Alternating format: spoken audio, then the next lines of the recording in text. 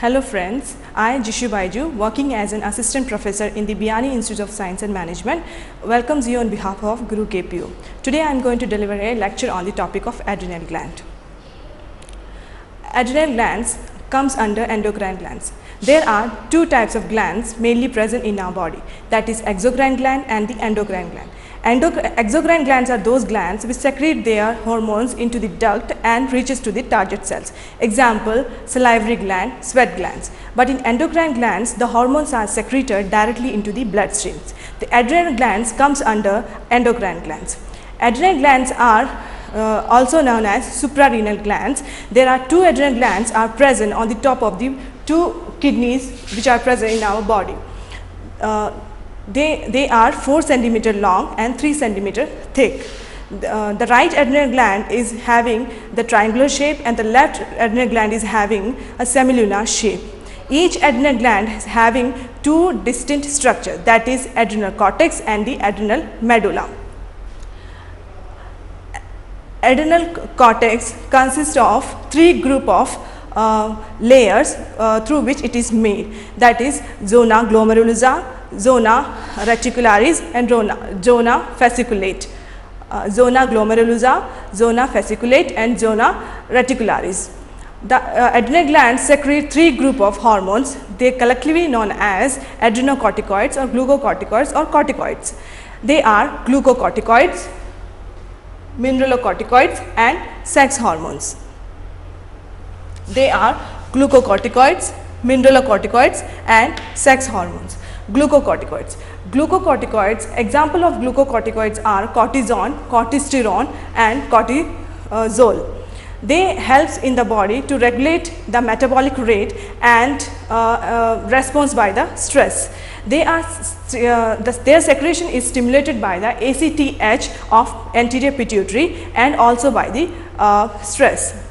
Now, they helps in different functions like glucogenesis, that is formation of new proteins, and lipolysis, that is breakdown of triglyceride acid into fatty acid. Now, next absorption of water and sodium, stimulating breakdown of protein.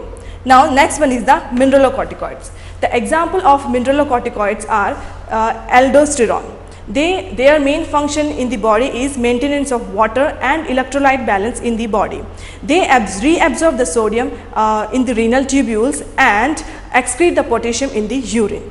The blood potassium level regulate the amount of aldosterone which are secreted by the adrenal cortex. When the level of blood potassium increases, the level of aldosterone hormone is also increases. And when the level of potassium is decreases, the amount of aldosterone hormone is also decreases.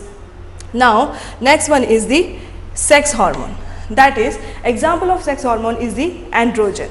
Their function is not yet clear, but they are helpful at the time of the puberty.